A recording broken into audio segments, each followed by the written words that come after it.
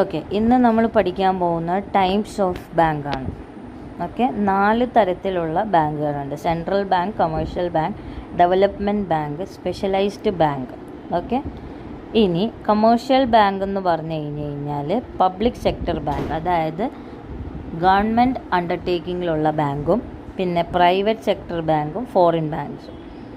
Okay, ഇനി cooperative bank എന്ന് പറഞ്ഞു കഴിഞ്ഞാൽ അത് ഒരു 3 തരത്തിലുണ്ട്. അപ്പോൾ ഇത് ഓരോന്നും എന്തൊക്കെയാണെന്ന് നമുക്ക് പഠിക്കാം. ആദ്യം സെൻട്രൽ ബാങ്ക്. ഇന്ത്യേൻ്റെ സെൻട്രൽ ബാങ്ക് എന്ന് പറഞ്ഞാൽ RBI ആണ്, reserve bank of India.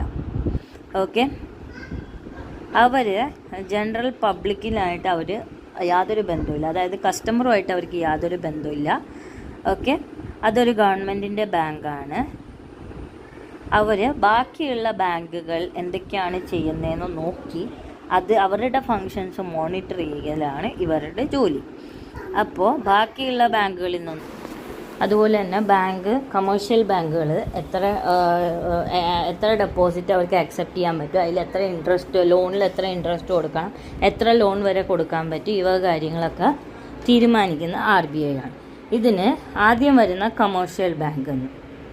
Okay, അവർ പബ്ലിക്കിൻ്റെ കയ്യിൽ നിന്ന് ഡെപ്പോസിറ്റ് അക്സെപ്റ്റ് ചെയ്തിട്ട് അതിൽ നിന്നൊരു ഇത്രയും ശതമാനം അവർ അവരുടെ ആവശ്യങ്ങൾക്ക് മാറ്റി വെച്ചിട്ട് ബാക്കിയുള്ളത് വേറെ പബ്ലിക്കിന് ലോണായിട്ട് കൊടുക്കും. എന്നിട്ട് അതിലൊരു ഇൻട്രസ്റ്റും വയ്ക്കും. അപ്പോൾ ആ ഇൻട്രസ്റ്റാണ് കമേഴ്ഷ്യൽ ബാങ്കിൻ്റെ വരുമാനം. ഓക്കെ, ഇനി ഏതൊക്കെ പല തരത്തിലുള്ള കമേഴ്ഷ്യൽ ബാങ്ക്സ് ഉണ്ട്, ടൈപ്സ് ഓഫ് കമേഴ്ഷ്യൽ ബാങ്ക്. അതിൽ ആദ്യം വരുന്നത് പബ്ലിക് സെക്ടർ ബാങ്കാണ്. പബ്ലിക് സെക്ടർ ബാങ്ക് എന്ന് പറഞ്ഞു കഴിഞ്ഞാൽ റിസർവ് ബാങ്കിൻ്റെ കീഴിൽ വരുന്ന ബാങ്കുകൾ, അതായത് ഗവൺമെൻറ് ആണ് അതിൻ്റെ ഓണർ. ഓക്കെ, ഇനി പ്രൈവറ്റ് സെക്ടർ ബാങ്ക് എന്ന് പറഞ്ഞു കഴിഞ്ഞാൽ അപ്പോൾ അവരുടെ ഷെയർ, മെജോറിറ്റി ഷെയർ എന്ന് പറഞ്ഞു കഴിഞ്ഞാൽ ഒരു പ്രൈവറ്റ് ഇൻഡിവിജ്വൽ ആയിരിക്കും ഹോൾഡ് ചെയ്യുന്നത്. അങ്ങനത്തെ ഒരു ബാങ്കിനെയാണ് നമ്മൾ പ്രൈവറ്റ് സെക്ടർ ബാങ്ക് എന്ന് പറയുന്നത്. ഇനി ഫോറിൻ ബാങ്ക്സ് ഉണ്ട്.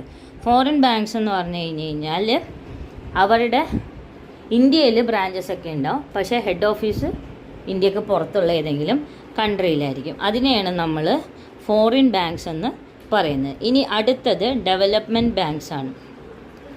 ഡെവലപ്മെൻറ്റ് ബാങ്ക്സ് എന്ന് പറഞ്ഞാൽ ബിസിനസ് ചെയ്യുന്നവർക്ക് മീഡിയം ലോങ് ടേം ആയിട്ടുള്ള പൈസേൻ്റെ ആവശ്യം ഉണ്ടാവും, അതിൻ്റെ ബിസിനസ് മുന്നോട്ട് കൊണ്ടുപോകാൻ.